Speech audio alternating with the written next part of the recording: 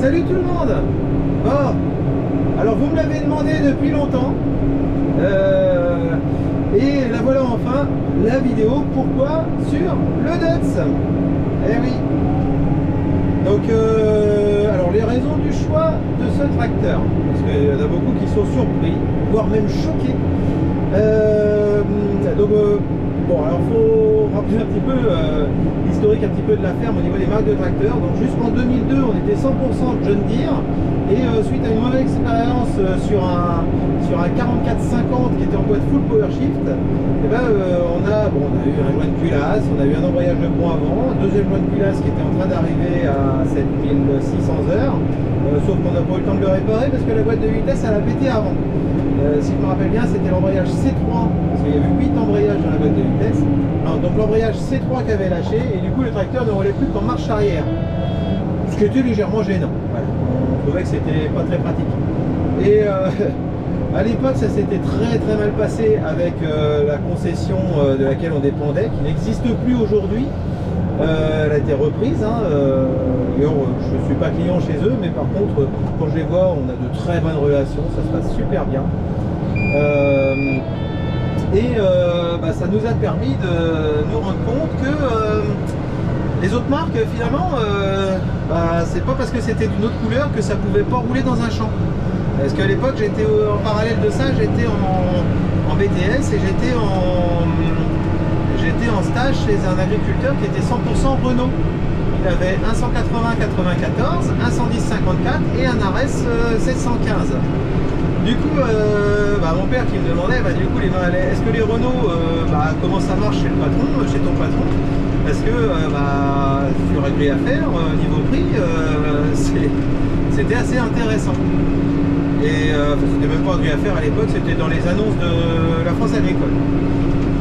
Et j'ai dit ça marche, il n'est pas plus embêté que ça, pas plus que nous avec les verts et jaunes. Et du coup c'est comme ça qu'on s'est retrouvé avec un RS 735 qui a vraiment super bien marché. C'était une folie ce tracteur, il avait une puissance de malade, il faisait 180 chevaux. C'est dommage qu'on ne l'ait pas passé au banc avant de le changer parce que pour moi il les faisait drôlement bien. Il faisait drôlement bien sa puissance. Et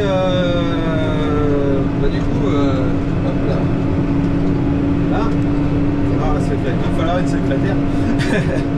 Et du coup,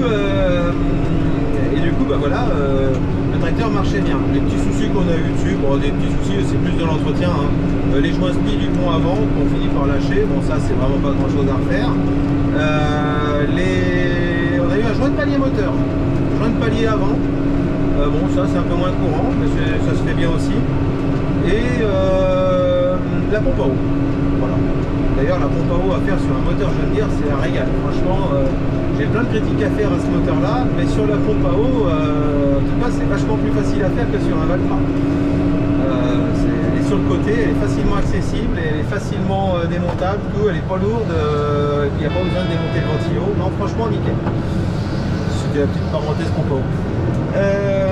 Donc voilà, toujours est-il que le Renault marchait très bien. Après ça, entre temps, on a changé d'autres John Deere, donc le Renault était le tracteur de tête.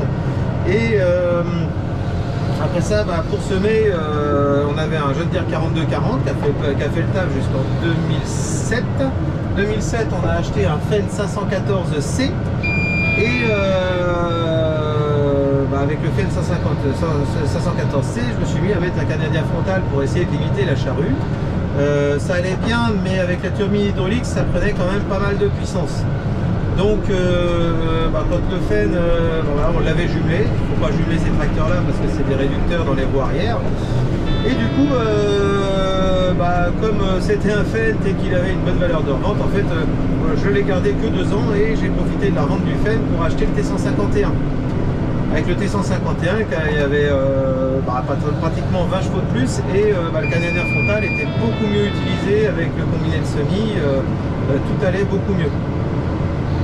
Ça c'était parfait. Et ensuite avec les objectifs de SMI qui commençaient à changer, la charrue qui était pratiquement plus utilisée au profit du Canadien frontal dans des conditions qui n'étaient pas forcément toujours très faciles, avec le Valtra je commençais à être un peu limité.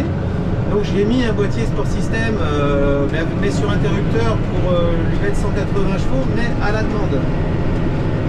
Voilà, je voulais pas que le tracteur soit surexploité en permanence. C'était vraiment que dans des terres assez compliquées, comme j'ai ici, hein, les terres de vallée qui sont assez compliquées à travailler, donc à la demande, clac, je mettais à l'interrupteur et voilà. Et après ça, je me suis dit, au pire, on va essayer de semer avec le Renault. Bon, le Renault, le problème, c'est que la turbine hydraulique, ça lui prenait un peu de puissance parce que c'est un tracteur qui n'avait pas le load sensing. Donc, entre la surpuissance, la puissance prise à l'hydraulique, qui était quand même, ça laissait quand même une puissance tracteur assez confortable, mais en parallèle de ça, on avait le doseur électrique qui lui mettait l'alternateur par terre et mettait tout le tracteur en erreur, enfin tout le doseur en erreur, parce que dès que j'allumais les phares, il n'y avait plus rien. Donc à moins de semer de nuit sans phare, c'était pas évident. Donc du coup, je me suis dit, bon, c'est pas grave, il va peut-être être temps d'avoir un petit peu de neuf sur la ferme. Et dans les tracteurs neufs qui m'intéressaient, on avait le Valtra T214, Massey Ferguson, donc à l'époque, je ne me rappelle plus du numéro, hein, mais 2018, on devait être sur un 7620 ou 622, un truc comme ça. Et pour essayer, j'avais eu un FED 722. Mais le FED, voilà, c'était un très beau jouet, mais avec le prix, tout était parfait dessus. Hein. Gestion de boîte, tout. Franchement, ouais, j'ai pas de reproche à faire à ce tracteur-là. Désolé, ça se couche, je suis en train de faire un passage de cuvée. Mais j'ai pas de reproche à faire à ce niveau-là sur le FED. Aucun reproche mécanique, électronique, tout est bien, et puis la boîte de vitesse, c'est la Vario, quoi. Donc, et voilà, ça fait du bien, on va plus être secoué. Et après ça, moi aussi, sur le FED, c'est lui que j'avais essayé en premier. Ce qui m'avait un petit peu interpellé, c'est qu'en fait, pour un 220 chevaux, s'il n'avait pas une tonne de masse à l'avant, j'arrivais pas à emmener un déchonneur de 5 mètres de la même manière qu'avec mon T151. Donc pour 60 chevaux de plus, je trouvais que c'était un peu dommage quand même d'avoir un tracteur aussi léger. Alors c'est vrai que du poids c'est plus facile à rajouter qu'à retirer, mais j'ai trouvé quand même de base c'était un tracteur qui était un petit peu trop léger pour ce que je voulais faire. Donc du coup je l'ai abandonné, puis bon niveau prix, voilà, j'avais pas de rein à vendre à ce moment-là, donc ça s'était pas fait. Le Massey, ça s'est pas fait non plus. Alors c'est une concession qui venait d'avoir la carte. Je travaille pas avec eux. Le commercial était venu et en fait si je signais pas de bon de commande, je pouvais pas l'avoir en démo. Donc j'ai dit c'est facile, le choix va être plus simple. Et quand il a compris que, même quand il a compris qu'en fait c'est parce que si je l'essayais pas à ces prix-là, j'achetais pas de tracteur. Et que forcément si j'en essayais plusieurs, je pourrais pas tous les acheter. Et voilà, ça y a été comme ça et il est parti. Donc voilà, le Massey je l'ai pas essayé, je l'ai éliminé d'office alors qu'il faisait partie des choix de prédilection. Ce commercial là n'y est plus, d'ailleurs il a pas fait long feu derrière, je sais pas pourquoi. Et ensuite le T214, alors le T214 c'était une grosse déception en direct parce que alors la concession était un petit peu en fin de carte Valtra et alors soit j'ai pas su m'en servir, pourtant j'ai eu l'impression d'avoir essayé un petit peu toutes les combinaisons possibles et en fait sur mon déchonneur à dents, j'avais réglé le déchonneur à dents de la même manière entre le T214 et mon RS 735 et même au niveau à bulle, hein, pour être bien l'horizontalité parfaite, le troisième point dans la lumière, tout pareil.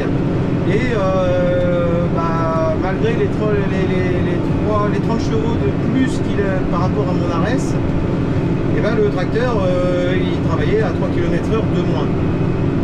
Bon, maintenant que j'ai le N154 et que je sais m'en servir par rapport grâce au DUTS, en fait la variation continue, il faut lui mettre une contrainte de régime moteur bas. Et c'est comme ça que le moteur ça yoyote moins, il essaye moins de réguler et il maintient plus ses vitesses. Mais voilà, c'est comme ça. Je le savais pas, donc je l'ai peut-être éliminé un petit peu rapidement, mais par contre je n'avais pas fermé la porte à l'inversu et on n'est pas venu m'en proposer non plus. Donc voilà.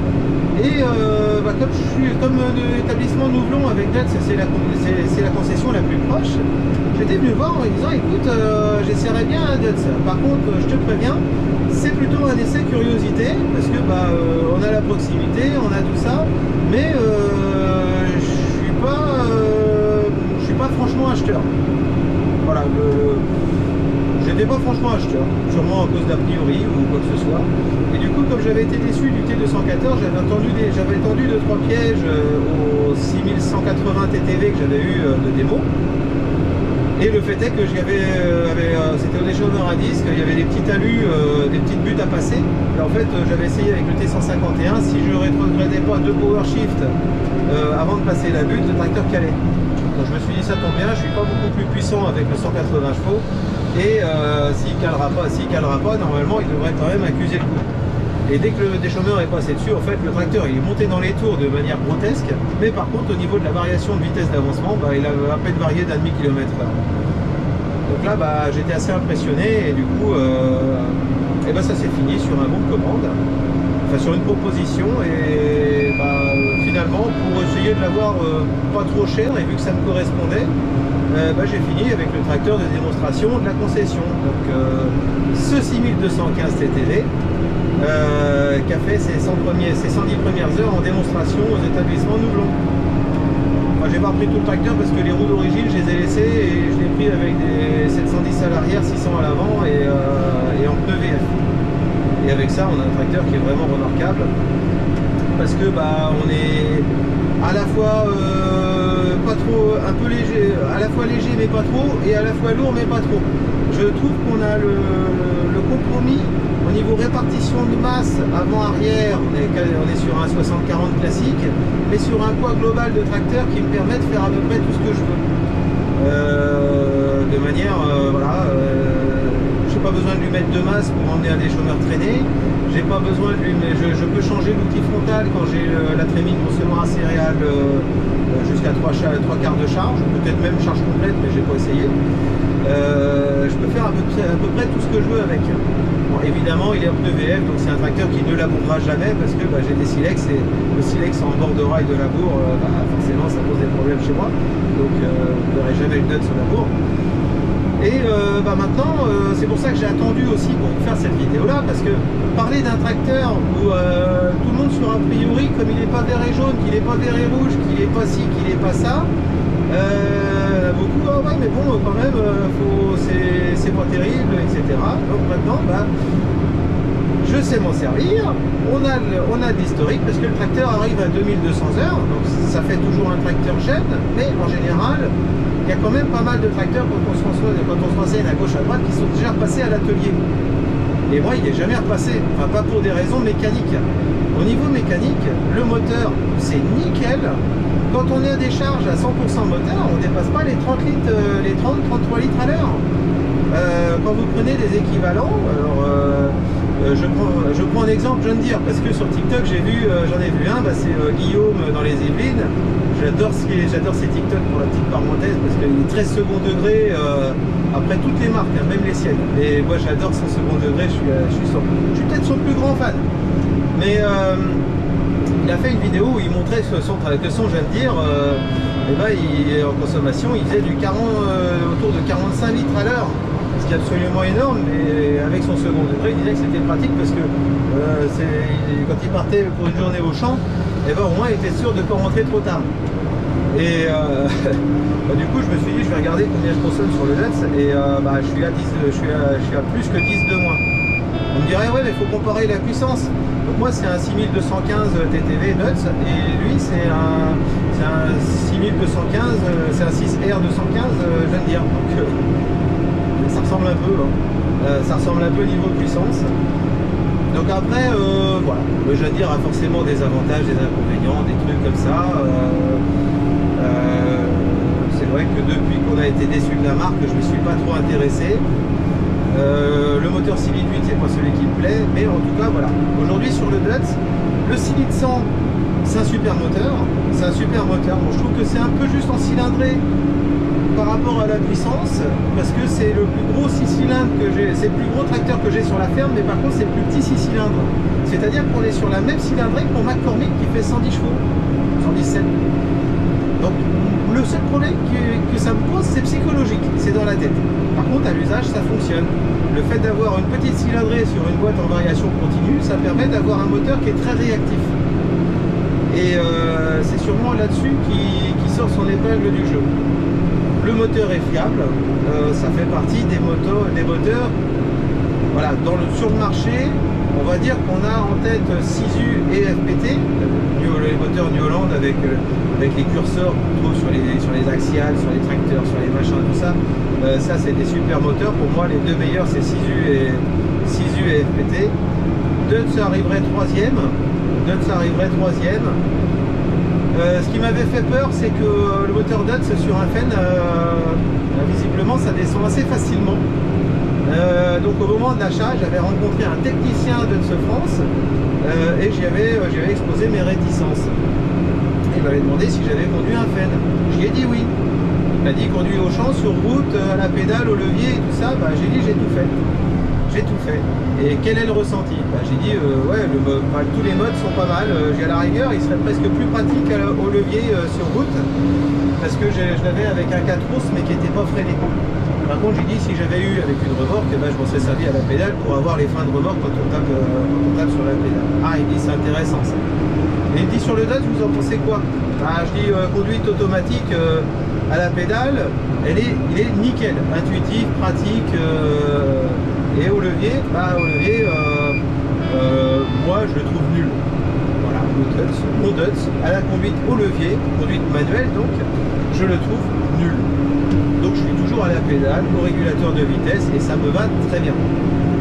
Et il m'avait dit que c'était fait exprès. En fait, ils n'ont pas optimisé le mode levier parce que pour optimiser le freinage à la pédale, pour que comme ça déclenche le freinage des outils traînés. Et surtout, le petit truc qui est très intéressant par rapport au reste, c'est qu'ils ont fait une boîte de vitesse, la TTV a très peu de frein moteur. Tout simplement parce que le moteur Dutz, quand ils le font en interne pour eux-mêmes, ils le connaissent quand même plutôt bien, et il me dit que c'est un moteur qui ne supporte pas d'être poussé par sa boîte de vitesse et par son outil. C'est pour ça que sur un TTV, on a un frein moteur qui est ridicule, qui est vraiment ridicule. Et il n'a pas le petit truc que font certains varios, comme j'ai sur mon N154, quand on a une grosse décélération, sans toucher à la pédale de frein. En fait, si on se met en frein de moteur sur la boîte à variation continue, on a le moteur qui va monter à son régime max, ou presque à 2000 tours, et ensuite la boîte de vitesse qui va venir compenser avec un frein moteur. Sur le Dutz, en fait, on lâche la pédale, le moteur il vit sa vie, la boîte elle fait ce qu'elle peut pour freiner, puis ça freine pas, et du coup on touche à la pédale de frein. Et en rigolant, il me dit c'est pour ça qu'on vous a laissé la pédale de frein. C'est vrai que c'est pratique. Donc voilà, ça peut expliquer pourquoi un moteur Dutz serait plus fiable sur un Dutz que sur un Fenn. Voilà. Parce que chez Dutz, apparemment, c'est assez rare de toucher au moteur. Voilà, pour le moment, c'est vrai qu'il m'a posé aucun souci, donc voilà. Je vais plutôt aller dans ce sens-là. Après, refaire un moteur à 2200 heures, ce serait gênant. Mais pourvu que ça n'arrive pas. Donc gestion boîte, voilà, la TTV elle est très souple, et encore j'ai l'ancienne, j'ai celle qui a 4 rapports mécaniques. Maintenant elle est plus qu'à 2 moteurs mécaniques avec train bicycloïdal plus module hydraulique, plus module hydrostatique. Là on est encore sur la 4 gamme méca. L'argument était à l'époque de dire que par rapport à d'autres marques, notamment la Vario Fenn, qui a que 2 gammes mécaniques, en fait plus on est sur une partie en fonctionnement mécanique, moins on va consommer de puissance, parce qu'une variation continue, vous avez un entraînement mécanique et une adaptation hydraulique. Mais il y a un moment dans le développement de la boîte où on va être quasiment en full mécanique. Et c'est ça qu'il faut aller chercher pour avoir le meilleur rendement moteur. Donc voilà. C'était optimisé, c'était l'argument à l'époque. Bon, maintenant, comme ils sont passés en 2 vitesses BK, alors je l'ai essayé dans l'arène à Innovagri. Je ne l'ai pas encore essayé au champ, mais ça va peut-être venir. C'est vrai qu'elle est drôlement plus souple. Elle est drôlement souple. Et encore, je trouve que la TTV, l'ancienne version, est déjà très souple. J'ai que des compliments à faire sur cette boîte de vitesse. Le petit bémol qu'il y aurait, c'est qu'en fait les passages de gamme BK, il y en a 4 et ils sont pas, c'est forcément automatique. On ne peut pas avoir le choix de contraindre la boîte de vitesse dans un rapport. En fait, ça se fait automatiquement par la vitesse cible qu'on va aller régler dans le petit boîtier qui est sur le montant de cabine. Si on met une vitesse cible de 20 km/h, forcément le tracteur ne va pas être adapté à un travail au champ. Il faut que ce soit cohérent. Et quand c'est pas cohérent, en fait c'est simple, le tracteur est très désagréable à l'usage parce que il croit qu'il va se pré-régler, on va dire, dans une plage de vitesse, et ensuite il va, dès qu'on va avoir l'outil en sol, en terre, il va se rendre compte, l'électronique va se rendre compte qu'il ne peut pas l'emmener dans cette gamme-là. Donc du coup, il va y avoir changement de gamme. Et changement de gamme en pleine traction, ça fait une rupture de couple absolument grotesque, désagréable, qui n'est pas bonne pour la mécanique, pour l'utilisateur, pour l'outil, c'est bon pour personne. Et voilà. Bon, après, il faut savoir s'en servir, et c'est là que je reprends la caméra. Donc la vitesse cible, on va la régler ici. Hop. Ici, en haut là. Vitesse cible et vitesse réelle, enfin vitesse réelle théorique, c'est pas la vitesse réelle GPS. Donc là, pour les manœuvres en bout de champ, je suis à une vitesse cible de 10 km/h, ça va très bien, comme ça quand on pose l'outil, eh bien on est absolument pas mal. Ensuite, parce qu'il n'y a pas que ça, le fonctionnement de la boîte de vitesse. Donc si on laisse le tracteur se gérer en plein automatisme, en mode éco par exemple, eh ben, il va faire un petit peu n'importe quoi. Et je ne sais pas si vous avez déjà remarqué dans les vidéos d'Alex de la Vienne, quand il parle de son DOTS, il dit souvent qu'il lui met une contrainte de régime. Il utilise le superviseur de régime. Alors je ne pense pas que dans le sien ce soit réglé de la même manière que le mien. En fait, moi j'ai ce potentiomètre là, donc mode éco, normal, puissance. Et en fait ça va venir intervenir ici. Vous voyez là on est en éco, donc en éco la plage d'utilisation du régime moteur c'est entre 800 et 1400 tours minute. Plus je vais tourner le potentiomètre et plus on va augmenter dans un premier temps la limite basse, enfin je me trompe évidemment, la limite haute, voilà, jusqu'au mode normal, hop, on passe en auto, donc là on a toute la plage de fonctionnement du tracteur. Une fois qu'on a passé la plage auto, c'est la limite basse qui va augmenter, et c'est là que c'est vachement intéressant. C'est-à-dire que le tracteur, on va le faire travailler avec un régime moteur constant. Voilà, on va faire l'essai tout de suite au champ.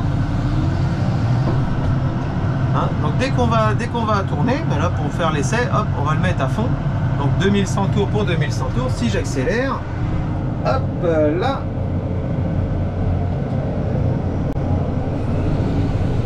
Monte forcément à son régime max. C'est là que le superviseur de régime intervient. Donc on va attaquer, on va le mettre en mode éco et on va planter tout ça. Hop.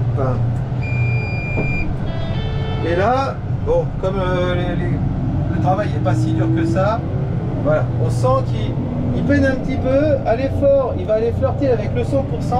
La vitesse réelle, elle est qu'à 4 km/h, 5, 6, enfin c'est pas top. Et ensuite, on va aller l'emmerder avec le superviseur de régime et on va aller lui mettre un régime minimum autour de, bon, 1700 c'est un peu gros, mais autour de 1500 tours. Et hop, il atteint sa vitesse cible et il marche impeccable.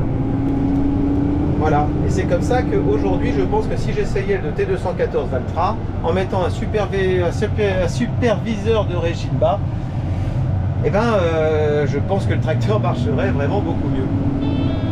Voilà. Voilà, mais bon, ça, j'avais téléphé un peu moi-même et personne ne me l'avait dit. Voilà. Donc le DOTS, qu'est-ce que je peux vous dire d'autre dessus? Parce qu'il n'y a quand même pas que des avantages. Au niveau du système anti-pollution, il y a tout ce qu'on n'aime pas. Il y a tout ce qui est anti-mécanique. On a la vanne EGR, on a le filtre à particules et on a la D-Blue. Moi, je préfère largement la technologie de mon Valtra N154 qui est de la même génération où il n'y a que la D-Blue. Alors oui, la D-Blue, il y a des capteurs, il y a des machins, c'est chiant, ça se bouche et tout ça. Seulement la D-Blue, c'est un traitement, c'est une norme anti-pollution qui agit par traitement des gaz d'échappement, c'est-à-dire post-combustion. La vanne EGR, en fait, c'est un traitement pré-combustion qui fait ravaler les suies d'échappement à un moteur. Ça, j'aime pas, parce que meilleure est la combustion, enfin, plus pur est le mélange. C'est pour ça qu'on se fait chier à mettre des filtres à air sur les moteurs aussi. Plus pur est le mélange, meilleure est la combustion. Et ça, voilà, il n'y a pas un seul mécano qui va vous dire oh la vanne EGR c'est super quoi. Non, tout le monde n'aime pas, personne, aucun mécanicien qui se respecte n'aime la vanne EGR. C'est comme ça. Filtre à particules, oui mais non. Le filtre à particules, en fait, on va mettre une filtration sur l'échappement. C'est-à-dire que quelque part, on a besoin d'un échappement quasi libre, le plus libre possible, pour que les gaz d'échappement s'échappent du moteur, en passant par le turbo. Et si ça passe dans un FAP, forcément, ça passe dans un système de filtration qui va finir par se colmater. Bon, ici, on a une régénération qui fonctionne plutôt bien, mais bon, toujours est-il que... j'essaie de travailler en même temps. Toujours est-il que voilà, ça fait partie des trucs qui vont finir par poser problème inévitablement. L'AD Blue, je pense à cause du FAP qui perturbe et qui ralentit les gaz d'échappement. On a un mélange AD Blue dans le pot d'échappement, surtout quand on va tourner en mode éco, où le moteur va pas monter dans les tours. C'est mal injecté. L'avantage du Dutz par rapport à d'autres marques, c'est que l'AD Blue passe dans une espèce de chicane pour être bien brassé, bien mélangé à l'air et que ce soit pas en contact des suies d'échappement qui abîment les capteurs. Et ça, c'est plutôt pas mal. Le problème, c'est que s'il n'y a pas assez de gaz d'échappement pour que cette chicane soit optimisée, ça se met à cristalliser. Et en cristallisant, ça bouche le pot d'échappement. Donc je l'ai eu, c'est arrivé. Je m'étais renseigné pour solutionner ça. Donc quand on connaît un petit peu le truc, parce qu'au début on y va tatillon, j'avais fait beaucoup de démontage la première fois. Maintenant je le sais, grosso modo, en 1h30 montre en main, vous avez démonté le pot d'échappement, fait tomber l'espèce de calcaire qui va se mettre à l'intérieur, ce sera nettoyé, ce sera remonté, les capteurs sont sécures, les machins sont sécures et ça repart comme en 14. Après, vous achetez soit de l'AD Blue qui va coûter 2 fois le prix du classique, chez Yara qui sera adjuvanté pour éviter la calcification, la cristallisation, et ce sera bien. Moi je le fais pas, je prends de l'AD Blue classique et je rajoute un additif à 60 € les 2 litres, mais ça me permet de mélanger de 1000 litres. C'est quand même un bon rapport qualité-prix par rapport à l'AD Blue haut de gamme. Et depuis que je fais ça, je redémonte régulièrement le capteur du pot d'échappement pour voir au travers avec une baladeuse, et j'ai pas le moindre morceau de calcaire, de cristallisation. Donc on est franchement pas mal. Et voilà. Hop. Donc voilà ce que je peux vous dire sur ce petit inconvénient, mais qui est un inconvénient finalement pour pas mal de marques. Il n'y a pas que Dutz, ça l'AD Blue, voilà. Après ça, le reste, j'ai rien eu d'autre de ce côté-là en panne. Toujours zéro panne mécanique, à part, vous l'aviez peut-être vu, je sais plus sur quelle plateforme j'avais mis ça, ça devait être Facebook je crois. 2 petits joints hydrauliques là qu'on lâchait. Donc oui, sur le Dutch j'ai une panne à 18 €. Hein. Il y en a un qui me disait en commentaire « Ah non mais pas étonnant en achetant des tracteurs de merde comme ça, voilà, c'est des pannes sur panne. » Alors franchement, une panne légèrement bloquante, mais facilement réparable pour 2 joints qui vont... 2 joints, enfin j'avais changé, du coup j'ai démonté la platine, j'ai changé tous les joints. C'est chiant d'accès, c'est du bout des doigts et tout ça, donc voilà. Pour 18 €, 18 € là. Et c'est la première panne en 1200 heures. Enfin 1100, c'est arrivé à 1100. Voilà, bon, on peut pas dire que c'est un tracteur qui tombe en panne, qui tombe souvent en panne. Par contre, et c'est là qu'on va aller titiller, c'est là qu'on va aller faire chier un petit peu les gars de chez Dutz. Aujourd'hui je ne rachèterai pas de Dutz. Ah non, tout simplement à cause d'une seule chose, sa putain de cabine. Bah ouais, sa putain de cabine. Pourquoi? Parce que la clim, c'est de la merde. Hein, voilà, ça tout le monde le dit et je pense que tout le monde a raison parce qu'on a tout changé dessus. Hein. On a tout changé, à 1800 heures, on avait même déjà fait cramer le compresseur de clim, tellement elle est sollicitée, tellement voilà. Fuite de gaz sous le siège, on a été jusqu'à démonter, jusqu'à changer pas mal de trucs, le compresseur entre autres, des capteurs, des machins, des trucs, et ça marchait toujours pas. Pour voir qu'à la fin, tout ce qu'on voulait pas faire, c'était démonter le siège pour aller voir en dessous. On se dit quand même, voilà. Et finalement, ça venait de là. Donc voilà, je pense qu'on a passé beaucoup de temps pour un problème qui était sous notre cul dès le départ. Et au passage, j'ai aussi la vanne motorisée du circuit de chauffage qui ne doit pas se fermer complètement, donc on a contrecarré ça. Elle n'est pas facile à accéder et tout. C'est pas grave, on a mis des robinets quart de tour sur le circuit de chauffage sous la cabine. Et grâce à ça, on arrive à avoir une température très correcte en plein été au déchômage. Là, ça fait 1 an qu'on a fini par trouver la vraie fuite, et ça fait 1 an que ça fonctionne plutôt bien. Pourquoi c'est le sollicité? Parce qu'ils ont tout foutu sous le siège. Donc tout le système ventilation, clim et tout ça, c'est à la chaleur du pont arrière, du moteur. Donc le moteur, tout est cloisonné, hein. On le voit ici. Le pare-brise, on le touche, il est froid. Enfin, il est froid, il y a la chaleur du soleil, mais sans plus. On est bien. Petit autre inconvénient de la cabine, c'est qu'en fait on a l'impression on a une visibilité qui est franchement pas mal, parce qu'elle a un effet bulle. La cabine du Dust, quand vous regardez de loin, c'est une grosse bulle. C'est une grosse bulle, et c'est vrai que quand on regarde comme ça, franchement ça va, hein.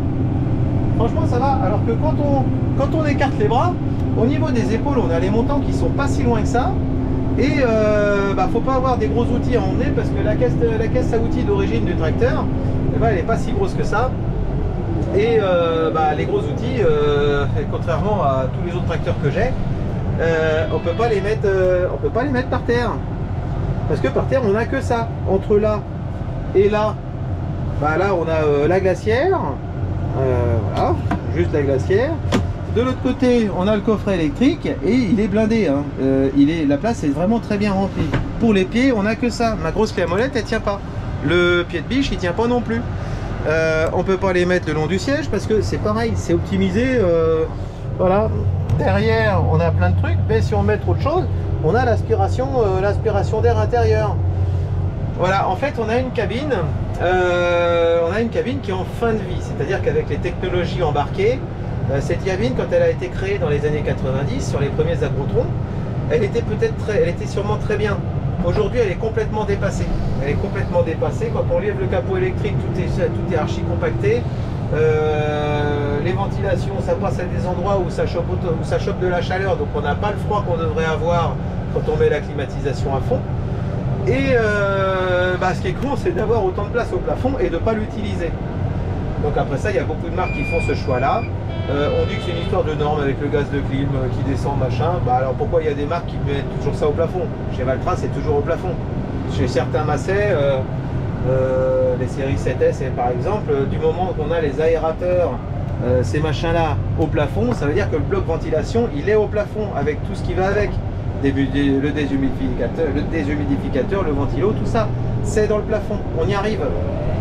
Et du coup, on n'a pas la sollicitation de la chaleur du pont, du tracteur, du machin, du truc. Voilà.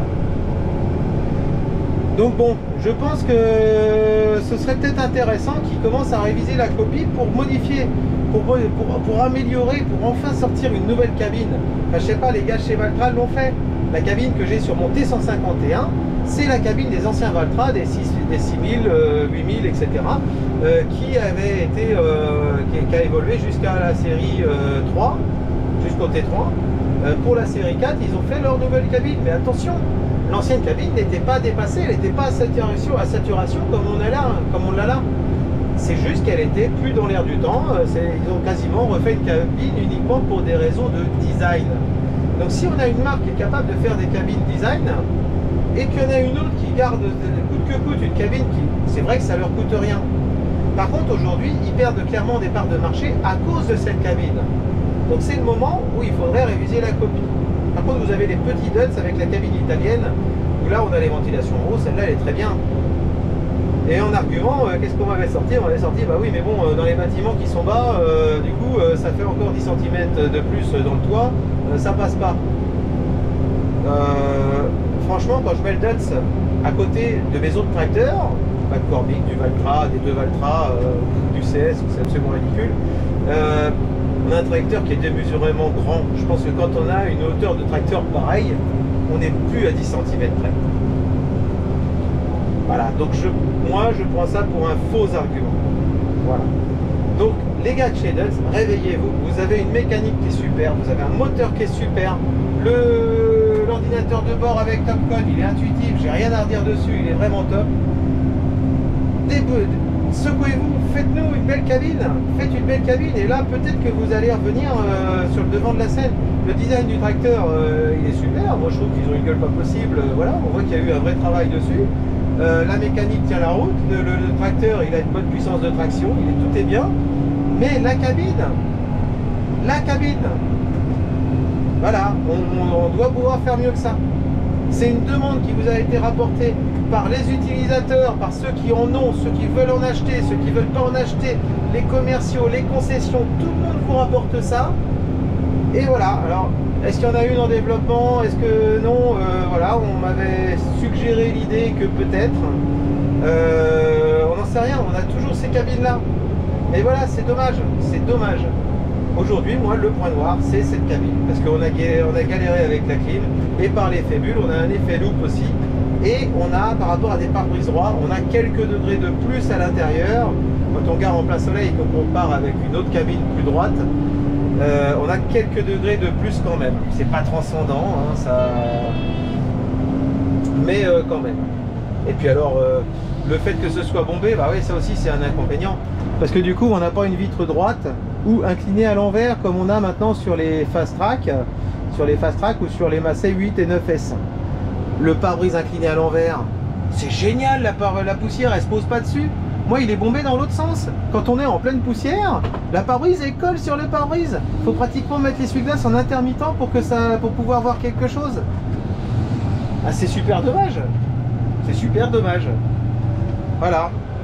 Donc voilà, c'est pas un argument pour lequel je me débarrasserai de mon tracteur. Je l'ai, j'en suis content, je fais avec. Mais par contre, c'est un argument aujourd'hui au prix où sont les tracteurs. Je suis désolé, mais moi, à mon avis, moi, à mon niveau, c'est un argument pour lequel je n'achèterai pas de Dutz. C'est pour ça que j'ai été acheter le N154 parce que pour traiter, autant pour les travaux de sol, bah voilà, je vais prendre un autre tracteur et tout ça. Pour traiter, je voulais une cabine fiable au niveau de la ventilation, de la filtration et tout ça, pour mettre du charbon actif, pour avoir une cabine un peu pressurisée et si la clim ne marche pas, avoir la ventilation dans le toit de la cabine, bah pour pouvoir quand même m'en servir le soir sans cramer de chaud dans mon tracteur. Avec celui-là, si la clim ne marche pas, dès qu'il fait 12-15 degrés dehors, c'est fini, hein. La ventilation elle envoie du chaud, on tient plus dans le tracteur, hein. Voilà. Alors, je ne veux pas braquer la marque, hein, pas du tout. Mais par contre, voilà, c'est un avis d'utilisateur, c'est un avis qui va sûrement être regardé. Prenez-en compte, prenez-en compte. Vous avez une base super, le tracteur, voilà, j'ai que des compliments à lui faire. Aujourd'hui, je conseille la mécanique Dutz. Je ne conseille pas juste la cabine, je ne conseille pas. C'est con quand même. C'est dommage. On peut faire mieux que ça. On peut vraiment faire mieux que ça. Ensuite, puis le design du tableau de bord, c'est beau. Puis quand on éclaire ça, quand on met ça, quand on allume ça, c'est flatteur au regard. Ah oui, avec la mise à jour aussi, pour ceux qui ont des anciennes versions, comme celui-là, moi il était juste avant, après celui d'Alex Yen, mais juste avant les nouveaux. Et en fait, avec les mises à jour, j'ai un truc nouveau qui est apparu. Je peux gérer la suspension de cabine. Alors je pense que c'est la suspension de cabine, ou peut-être même la suspension tout court. Avant j'avais pas ça, voilà. J'avais pas ça. Donc j'ai des options en plus juste avec les mises à jour. C'est génial. Ce qui est dommage, c'est que dans l'ordinateur de bord, je peux pas avoir le demi-tour automatique au bout de champ, juste parce que j'ai l'ancienne version de l'e-monitor et j'ai pas le bon processeur dessus. En fait, ça le ferait planter. Déjà qu'on sent qu'il est un peu à bout de souffle, le pépère, mais voilà, il marche très très bien. On est en RTK, pas le RTK maison Topcon, mais le RTK rapporté avec un modem externe. Voilà pour la présentation du tracteur.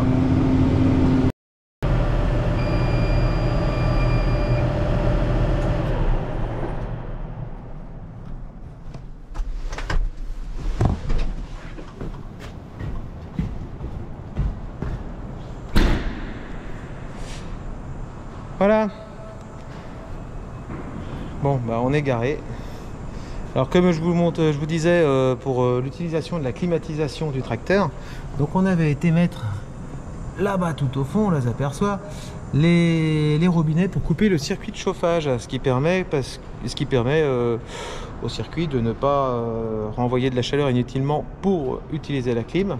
Donc ça c'est un problème que j'avais déjà eu sur la moissonneuse. On pensait que la clim avait un souci et en fait on s'est rendu compte en la testant qu'en température au maximum du froid on était à 11 degrés dans les bouches d'aération, ce qui était bien mais pas top.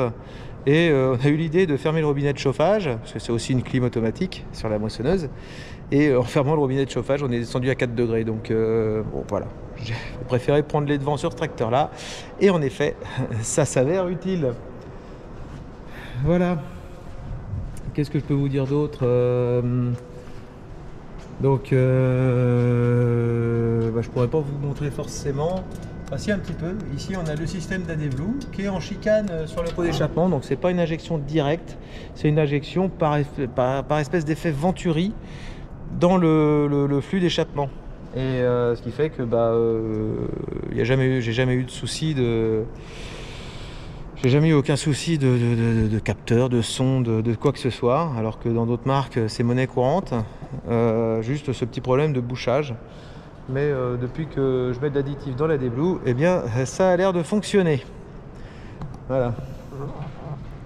Alors, on a une bonne brochette là. On a une bonne brochette. Donc voilà pour la petite présentation, les raisons qui font pourquoi le Dutz, pourquoi je suis content de ce tracteur là. Et voilà, aujourd'hui je le changerai pas, je l'aime bien. Je l'aime bien, il a la patate, il fait ce que je lui demande, il le fait bien. Grâce aux pneus en 710 VF, on est vachement mieux au niveau respect de la structure du sol au moment des semis que sur le Valtra avant avec 4x580, comme je lui mettrais un jumelage. Et bien en fait on voyait les traces de jumelage, alors que là, une année comme ça forcément on voit un peu les traces de roue du tracteur, mais en temps normal on ne les voit absolument pas. Derrière la rotative, on n'a même pas forcément d'usure beaucoup plus prononcée des dents. Forcément un petit peu, c'est normal, mais voilà. Et bien sur ce, moi je vais vous dire, on va s'arrêter là et je vous dis à bientôt pour une prochaine vidéo. D'ici là, portez-vous bien et j'espère que cette vidéo-là vous a plu. Allez, merci, au revoir et à la prochaine.